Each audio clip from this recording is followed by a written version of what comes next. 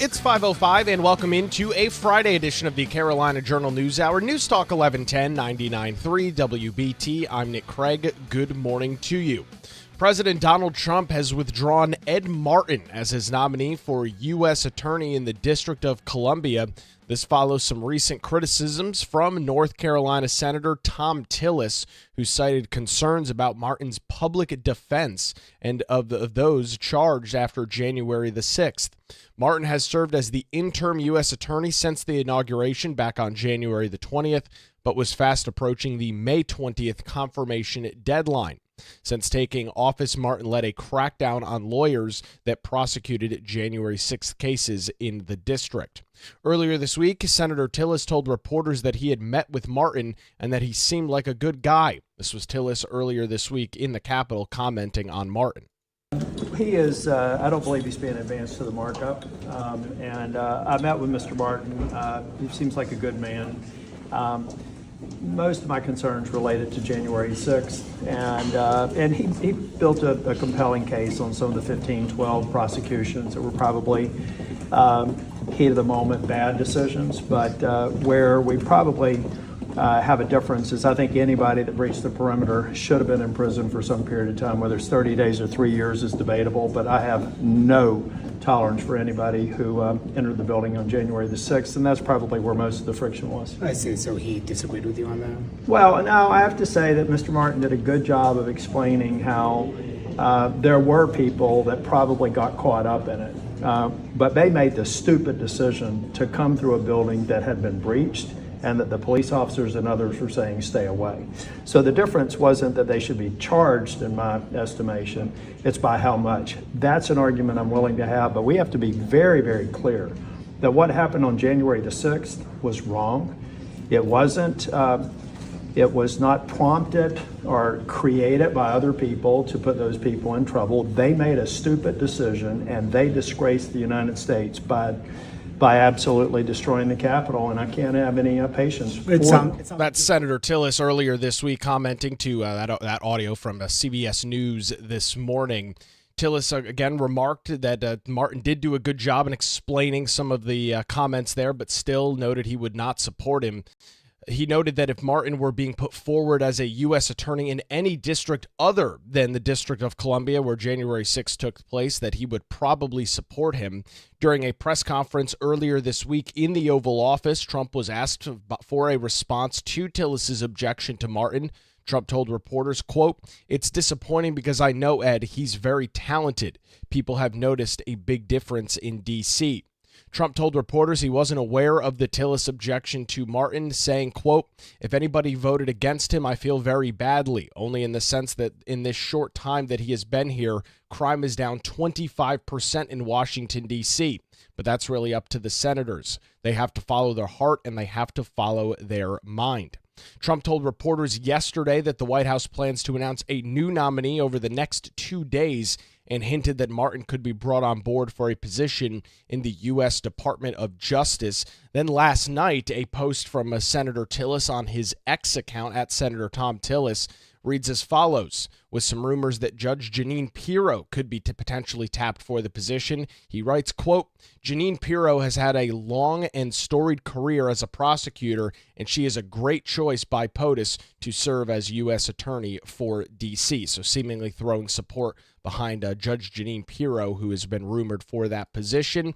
You can read some additional details on this story this morning by visiting our website, carolinajournal.com. We've got some additional quotes from Senator Tillis, some other comments from Trump, and some letters that have been sent, including from Keisha Brassington, the RNC committee woman for the North Carolina GOP, in a letter urging him to support Ed Martin. That nominee has since been pulled. We'll continue to track the details right here on the Carolina Journal News Hour, where it's now 5:10 and News Talk 1110 99.3 WBT. It has been a busy week in North Carolina politics for the State Board of Elections. A new report out from the Fair Elections Fund, and their report card shows potentially some big-time issues for the State Board to deal with. To get some additional details on that report this morning, Teresa Opeka, CarolinaJournal.com, joins us on the News Hour. Teresa, a brand new Board of Elections earlier this week, a new report out from this Fair Election Fund. What are you tracking this morning?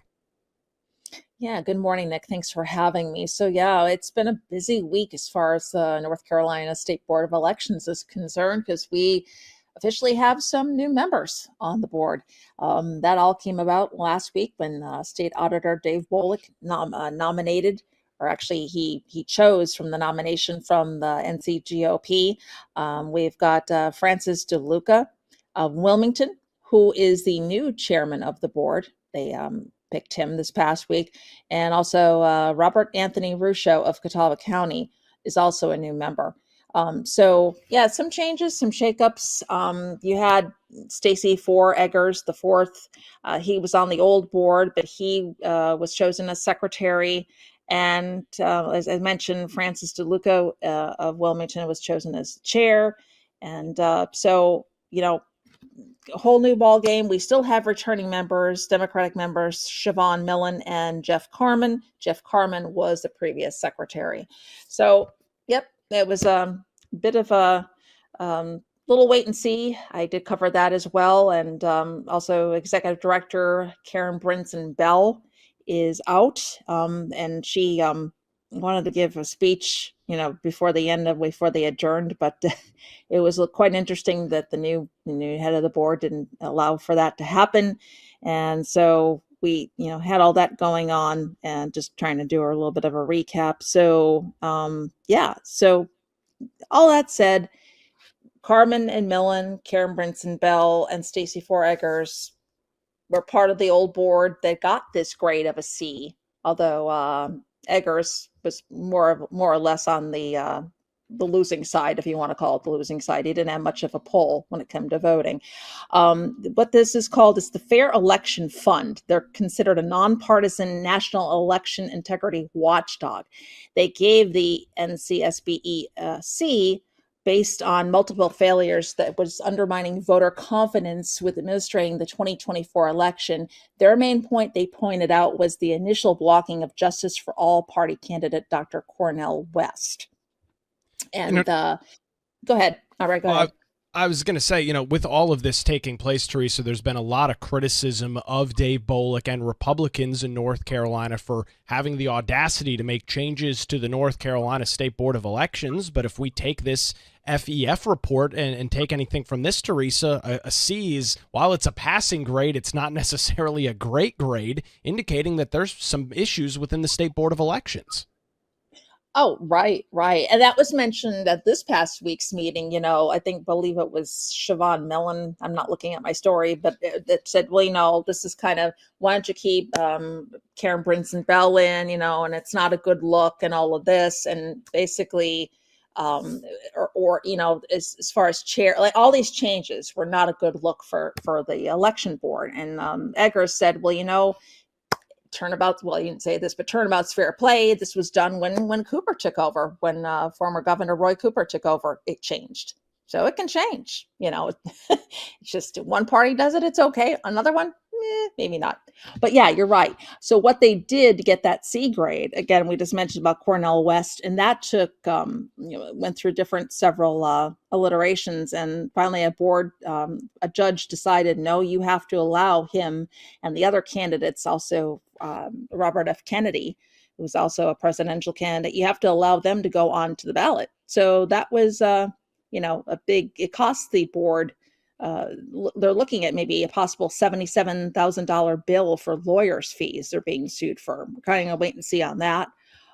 There's also several conditions about invalid ballots. Of course, we know we have the Jefferson Griffin, Allison Riggs situation is settled at this point, but all that came into play about, maybe the voter registration database records didn't match up.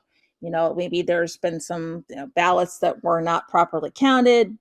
Information was missing, driver's license information, social security numbers, all of that. So they gave them basically a grade of C because there's just so much going on with this board. And hopefully now, maybe they will get a higher grade as a new board takes over. We'll continue the conversation with Teresa Opeka coming up after this. You're listening to the Carolina Journal News Hour.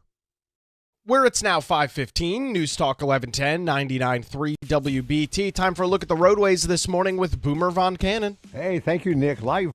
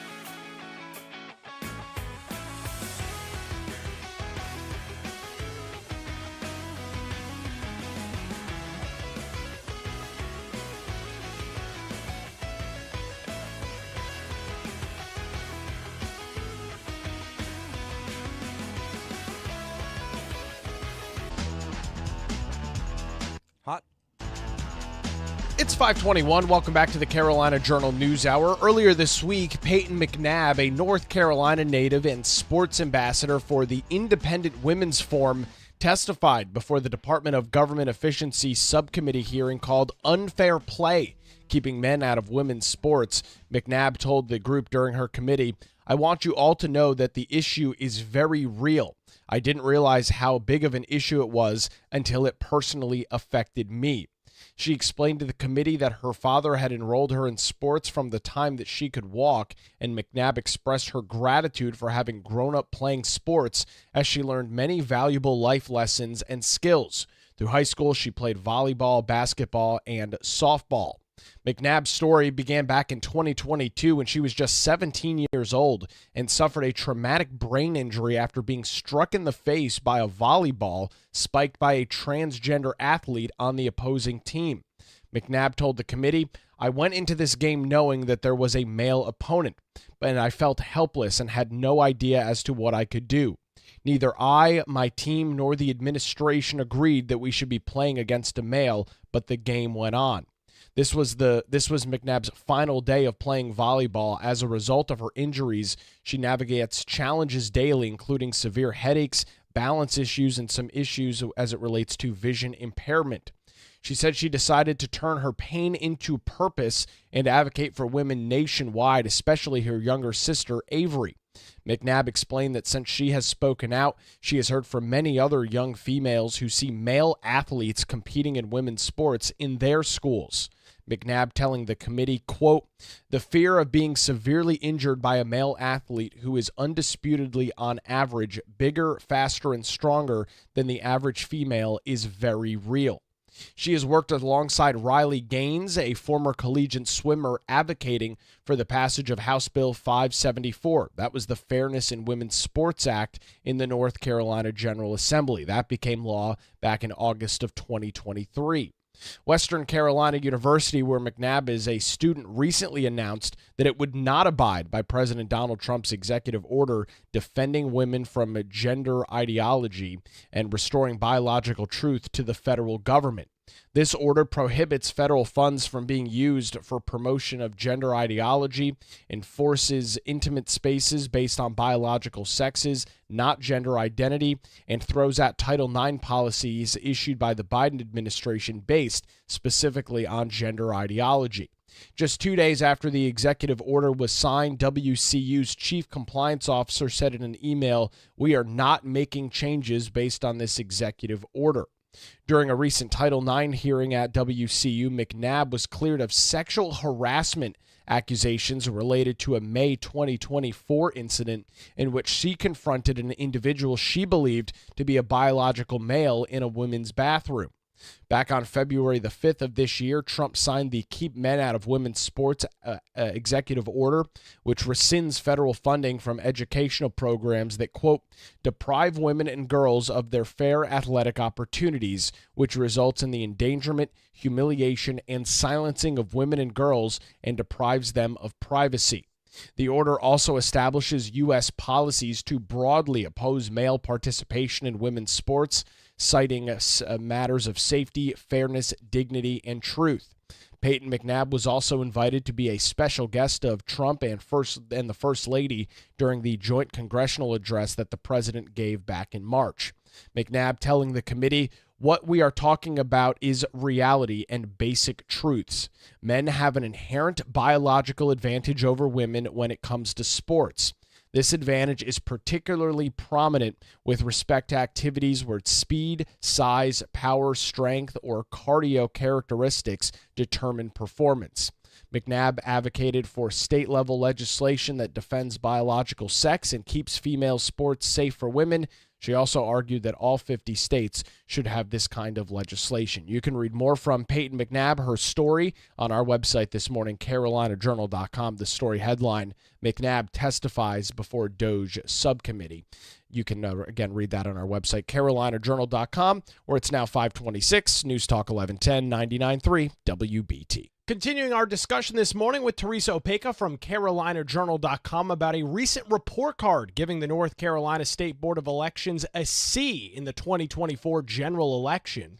And Teresa, I think it's important to kind of look into this because some of the frustration and issues with the State Board of Elections do not necessarily relate to North Carolina law. It's independent decisions that the North Carolina State Board of Elections were making, as you mentioned, keeping multiple candidates off the ballot, including RFK Jr. They set their own procedure and policy to do that, only to then be later slapped down in court. That creates a huge issue with trust as it relates to an entity like the State Board of Elections.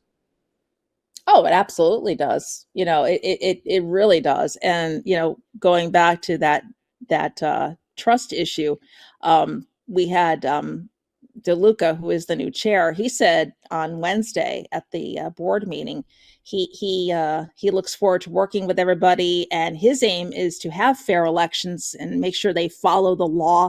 And this was his direct quote: make sure that there is trust in the election system. That's what they want to have, because of course there's been so many ongoing issues. You're always seeing the headlines about the Board of Elections being questioned about what's going on, what's not going on. There was the HAVA, Help America Vote Act. There was another person, Carol Snow, I believe was her name. She questioned what was going on previously. It was from a few years ago that they weren't following proper procedure. So it's been going on for a while.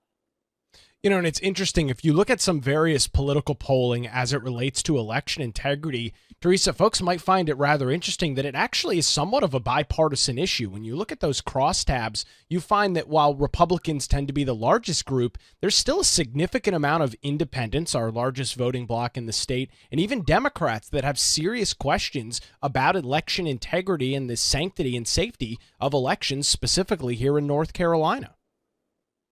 That's right. They do. I mean, overall, I think in the majority of people, it doesn't matter if you're a Democrat, Republican, independent, unaffiliated, whatever you consider your party or you're affiliated with, you want a fair election regardless. There's just the outlying groups that maybe are trying to make trouble for the rest of the voting public. But overall, as you mentioned, that is an overarching issue, is election integrity. It's just an important issue. And that's what our election was based on.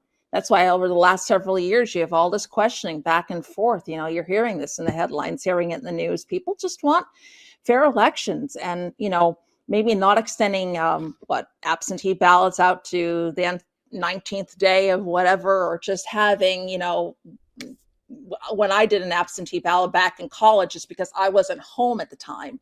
But it doesn't necessarily mean that I should have that going on for another month or so. It was a specific reason, or something like that. But so people are really looking at that, and it's really important to a lot of people. It's just those outlying groups that are trying to force that onto everybody else.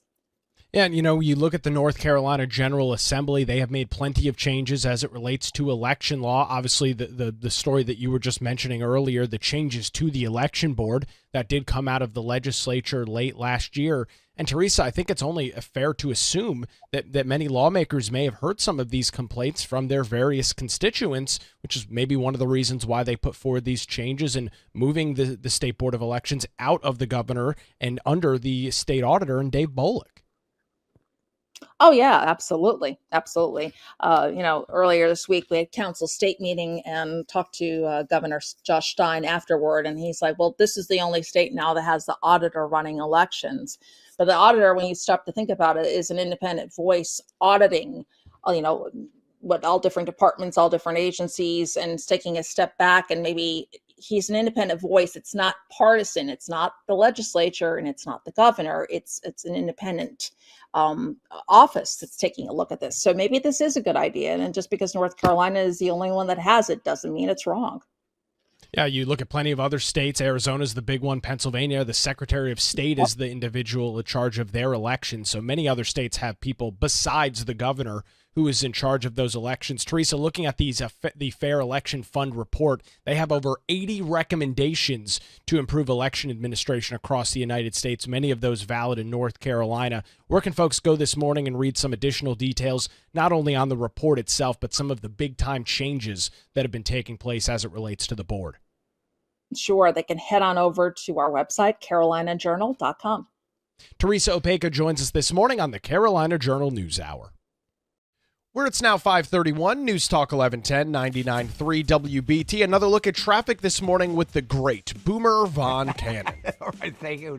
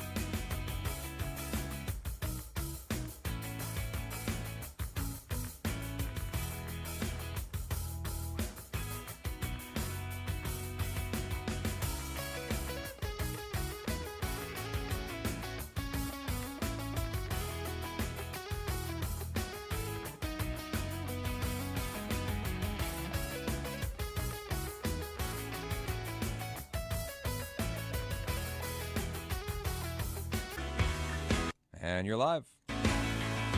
It's 5:38. Welcome back to the Carolina Journal News Hour. News Talk 1110 99.3 WBT. Good Friday morning to you. I'm Nick Craig. As tariffs rise amid the escalating trade war, North Carolina tobacco farmers hope for a trade deal to be brokered before the late summer market opens for the very popular crop.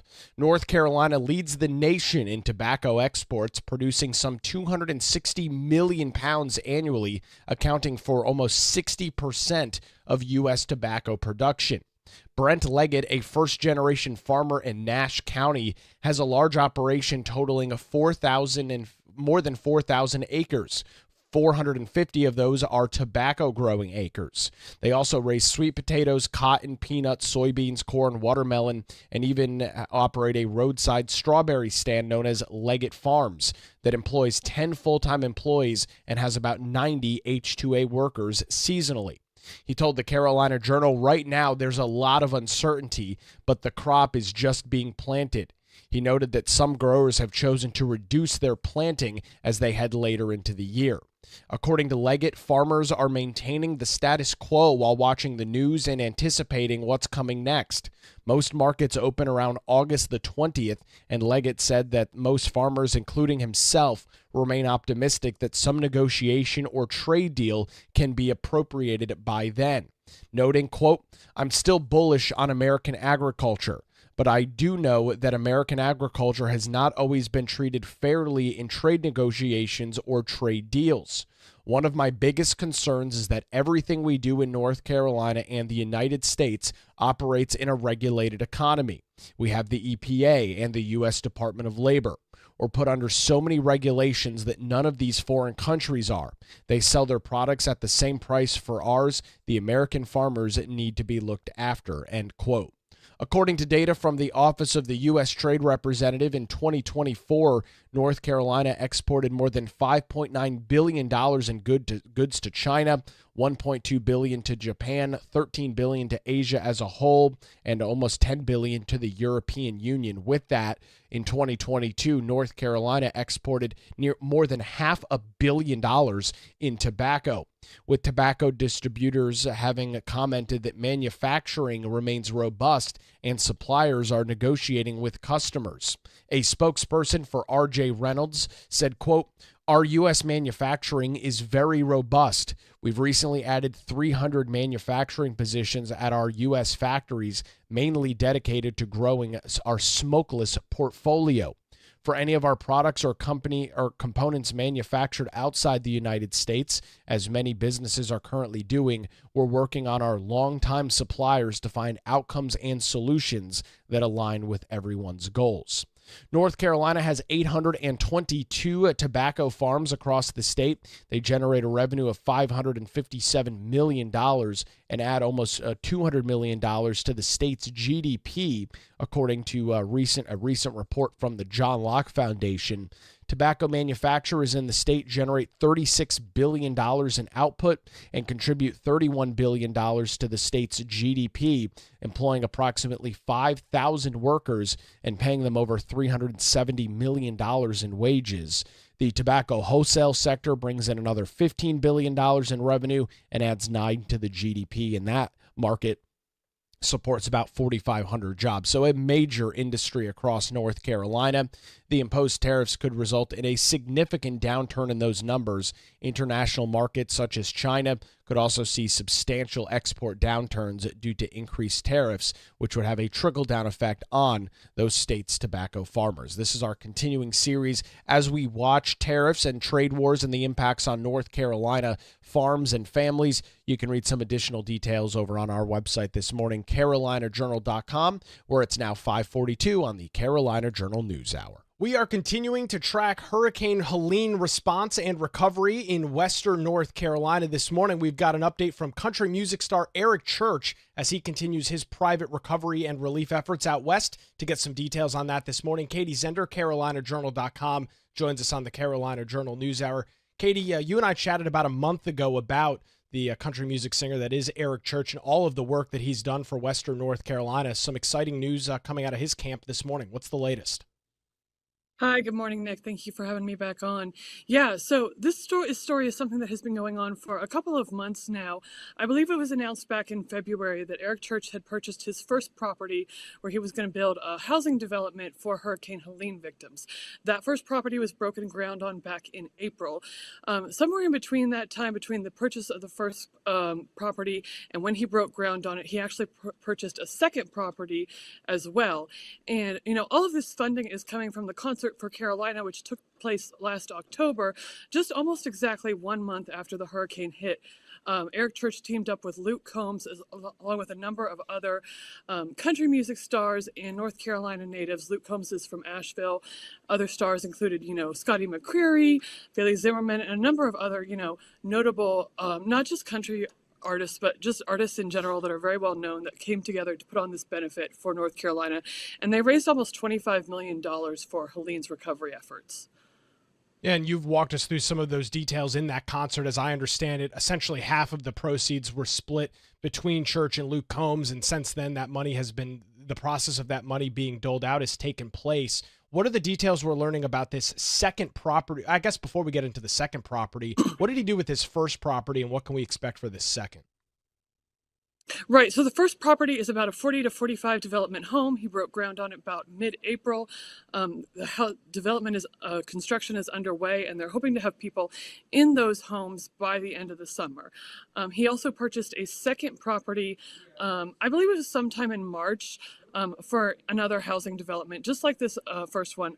The second property, I also believe, is in Avery County, which is where the first one is. First one has been named Blue Haven. His plan, or his name for this initiative, is a blueprint for the Blue Bridge. So, kind of a hat tip to that, if you will. But so that's what we're looking at this morning. Yeah, and we look at the work that's going on here. From what I understand, Katie, he's purchasing this property. It's very expensive. They're putting in all the utilities, all the services, and then they are not necessarily giving the homes away, but going through the construction process for these homes and helping people get back up on their feet and purchase these properties at an affordable price, at least for most families.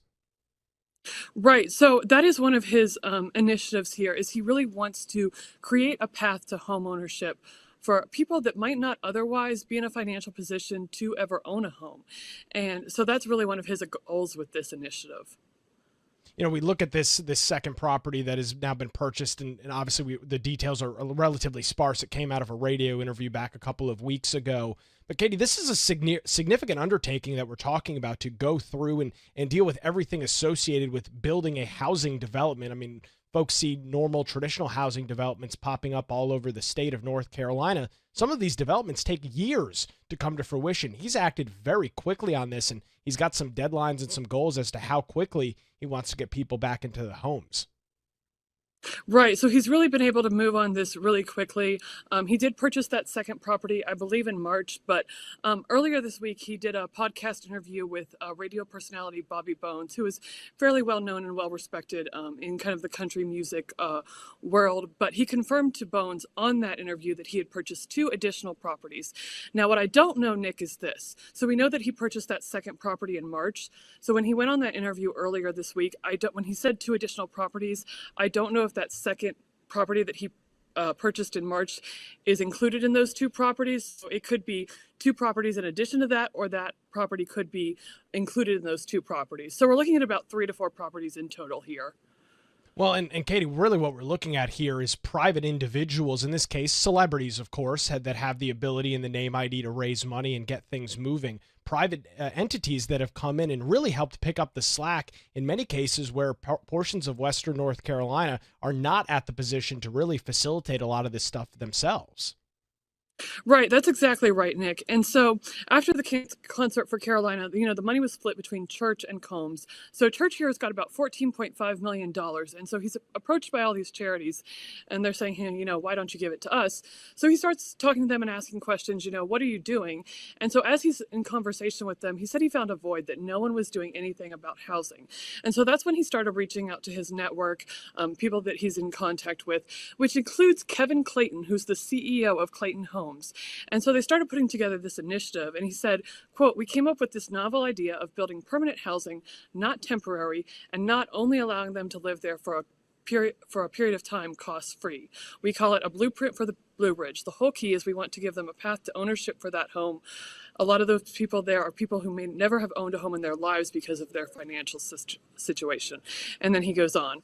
But that's really one of his goals with this initiative, is to give people a path to home ownership. Yeah, and it's obviously great to see some of this taking place. Obviously, Clayton Homes, for folks that have driven around the state, have seen that name and that logo on so many new housing developments. Katie, you've got some additional quotes from Eric Church in that radio interview and some of his past projects. Where can folks read those details this morning? Right, so they can read the full story at carolinajournal.com. It's a great update this morning. Katie Zender joins us on the Carolina Journal News Hour. Where it's now 5:48, News Talk 1110, 99.3 WBT. Time to get another look at the roadways this morning with Boomer Von Cannon. Hey, thanks, Nick. And South.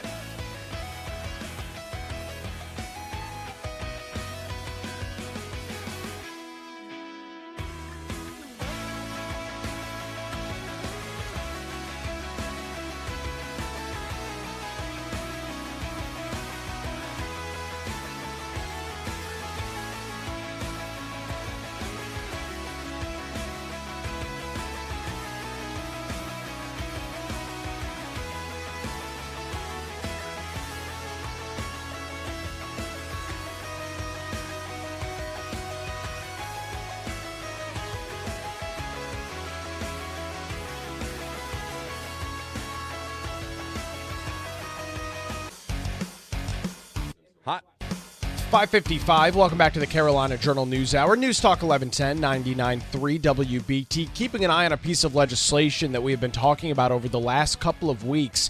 The North Carolina Senate earlier this week gave its stamp of approval to a bill that would allow authorized private school personnel with concealed carry permits to carry firearms on school grounds.